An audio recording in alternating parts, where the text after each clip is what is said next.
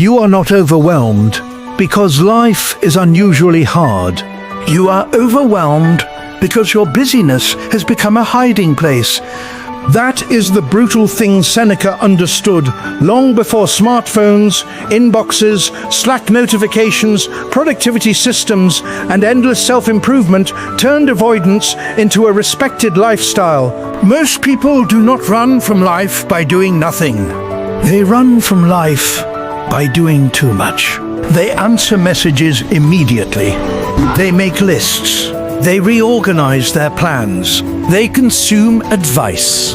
They fill every empty space with noise, motion, urgency, and low-level obligation. And because it all looks responsible from the outside, they never have to admit what is actually happening. They are not building. They are fleeing. Seneca would say that the tragedy of the busy person is not that they have too much to do. It is that they are constantly active without ever getting closer to the center of their own life. They move all day and arrive nowhere. They are exhausted, but not fulfilled. Productive, but not peaceful. Occupied, but not alive. And the most dangerous part is that modern culture rewards this. If you are tired, people assume you matter. If you are booked, people assume you are important. If you are stressed, people assume you are striving. If you are always behind, people assume your life is full. But Seneca would ask a much more dangerous question. Full of what? Because a life can be full of movement and empty of meaning. A day can be packed and still wasted. A person can spend years being needed by everyone and never once confront whether the life they are maintaining is a life they actually chose. This is the disease, not laziness. Its opposite. Frenetic avoidance disguised as diligence. That is what makes it so difficult to detect. When you are doing nothing, the problem is obvious. When you are doing 1,000 things, the problem becomes almost invisible, especially if some of those things are genuinely useful. That is how busyness protects itself. It does not need to be meaningless in order to trap you. It only needs to keep you too occupied to ask the right question. And the right question is not, what do I need to get done today? The right question is the life I am exhausting myself to maintain actually mine? Most people never ask that. Because if they did, too much would begin to crack. They would have to admit that some of their work is not driven by purpose, but by fear. Fear of slowing down. Fear of disappointing people. Fear of missing out. Fear of being ordinary. Fear of silence. Fear of confronting the gap between what they say they value and how they actually spend their days. Busyness is often just fear in a respectable outfit. That is why so many people feel restless the moment they stop.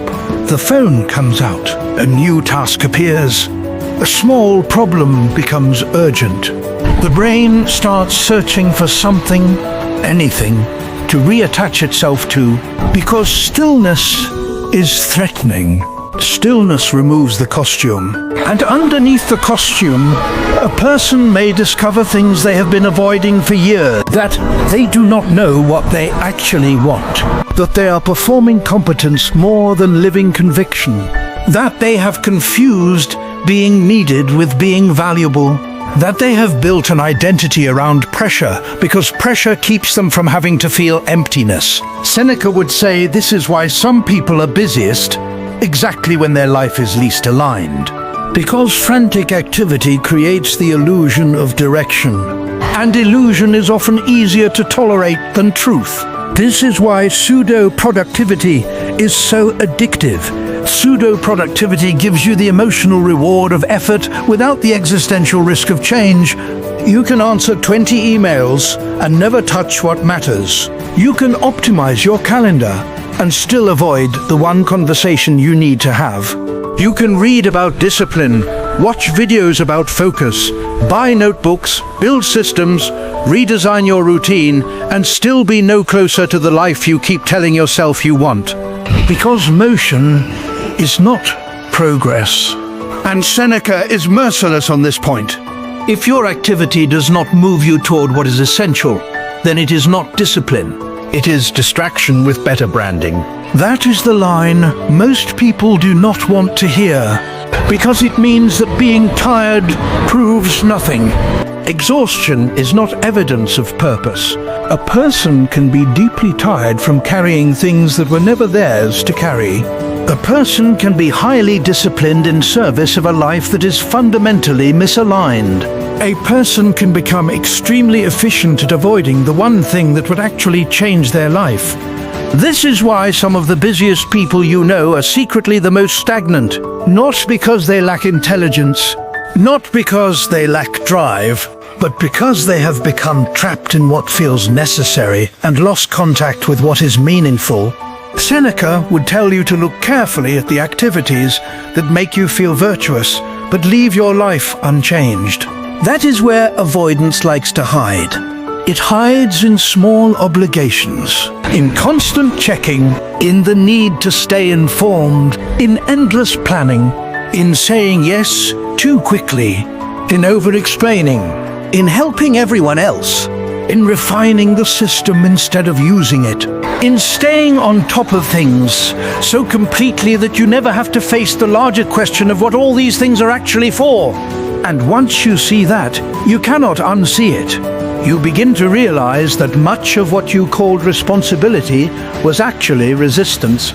Resistance to uncertainty. Resistance to stillness.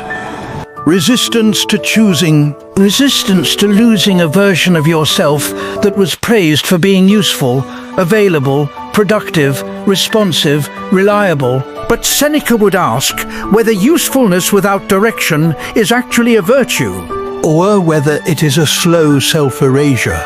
Because this is what busyness takes from people. Not just time, clarity. Busyness fragments attention, and a fragmented mind cannot live a deliberate life. It reacts. It responds. It manages. It copes. It maintains, but it rarely chooses. And the person who rarely chooses eventually begins to live by drift.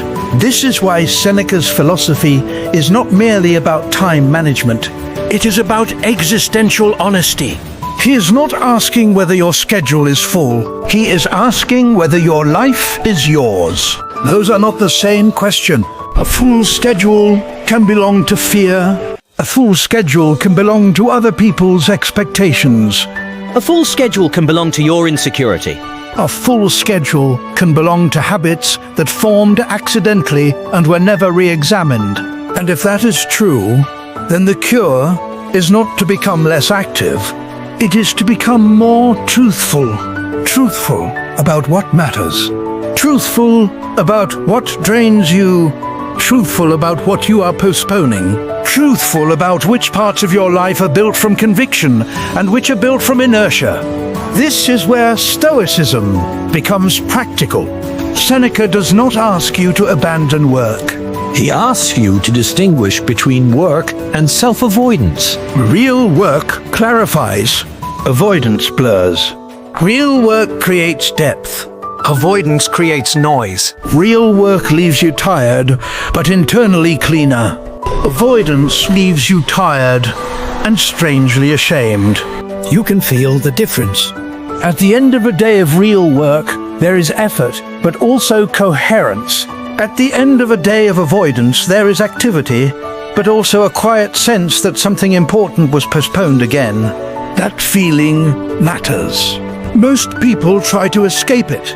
Seneca would tell you to study it, because it is diagnostic. It is telling you that your soul can still recognize the difference between motion and meaning, even when your habits cannot. So what should a person do? Not something dramatic, something harder. Stop long enough to see clearly. That sounds simple, but for many people it is unbearable. Because the moment they stop, the truth begins to rise. What am I actually doing? What am I serving? What am I postponing? What part of my busyness would collapse if I stopped needing other people to confirm my worth? What would remain if I removed everything that keeps me occupied but not transformed? These are dangerous questions, but they are also liberating ones. Because the life you want is usually not hidden behind more effort. It is hidden behind less self-deception. This is the Stoic criterion. If what you are doing is not bringing you closer to the essential, then it is probably carrying you deeper into avoidance, no matter how responsible it looks. That is the line. Not whether you are active, whether you are aligned, not whether you are admired, whether you are honest, not whether you are overloaded, whether the burden you are carrying belongs to your real life. That is the shift Seneca offers. From speed to scrutiny, from volume to value, from occupation to intention. And once you make that shift, your life starts to separate itself. Some tasks reveal themselves as necessary, some as ego, some as fear, some as habit, some as obligations that should never have survived this long. You begin to see that much of your exhaustion was not caused by life itself. It was caused by living too long in misalignment. And that is the deepest point. You do not need to escape your calendar. You need to stop using your calendar to escape yourself. Because a person can spend years managing tasks and still never once begin living.